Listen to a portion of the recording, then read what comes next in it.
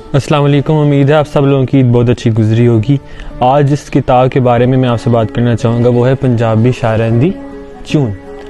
इस किताब में जो पोइट्री है उसका इंतखाब ताहिर हयाल ने किया है और बेसिकली इस किताब में वो पंजाबी शायरी मौजूद है जो अकरम उदास ने अपने शो मुज़ाकरात में पढ़ी है। किताब के पीछे दोनों शख्सियात अकरम उदास और ताहिर हयाल की दो बाकमाल अशार मौजूद हैं।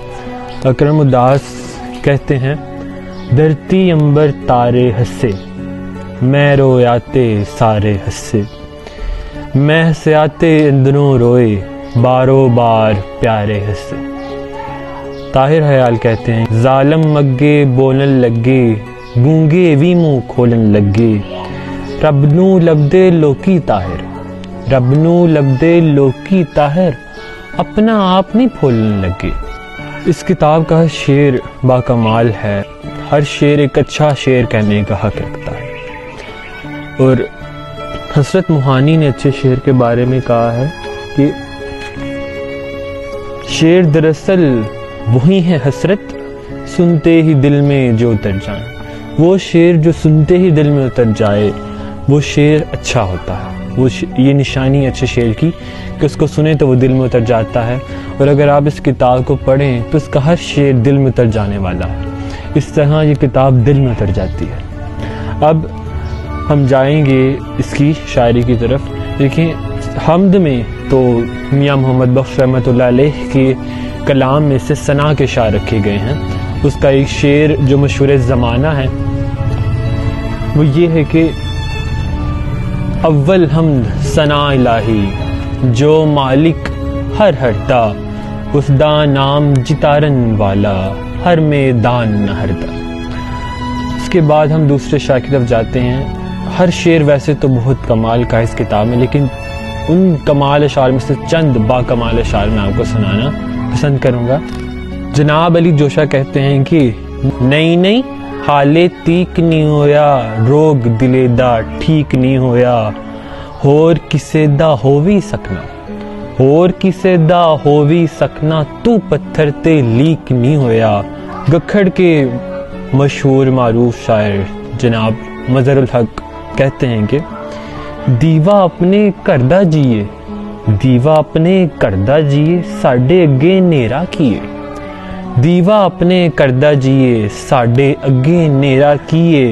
जनाब माजिद अली कहते हैं, दिल दे अथरू पी नहीं सकदा, ना पीवाते जी नहीं सकदा। अरशद मंसूर, आपने यकीनन उनका नाम सुना होगा, कहते हैं कि रंगा दी मजबूरी रह गई, रंगा दी मजबूरी रह गई, तां तस्वीर अधूरी रह गई। एना नेड़े नेड़े रह के, एना नेड़े नेड़े रह के, होरे कादी दूरी रह गई। पावें साडा कुछ नहीं बचिया, ओदी गल ते पूरी रह गई। जनाब इरफान हुसैन सांवल कहते हैं, हासे खुशियाँ चावे चेने, हासे खुशियाँ चावे चेने, किन्ने सस्ते पावे चेने। बच्चे पालन दे लई सांवल, बच्चे पालन दे लई सांवल, कसमें अपने सावे चेने। बच्चे पालन दे लई सांवल, कसमें अपने सावे चेने। और मोहम्मद रमज़ान जानी कहते हैं, इज्जत करें लबदिए, इज्जत करें लबदिए, जीनू जिए चचा जी। मैं आप लोगों को बताना चाहूँगा कि इस किताब में मेरा भी कलाम मौजूद है। ये दो शेर मेरे मौजूद हैं।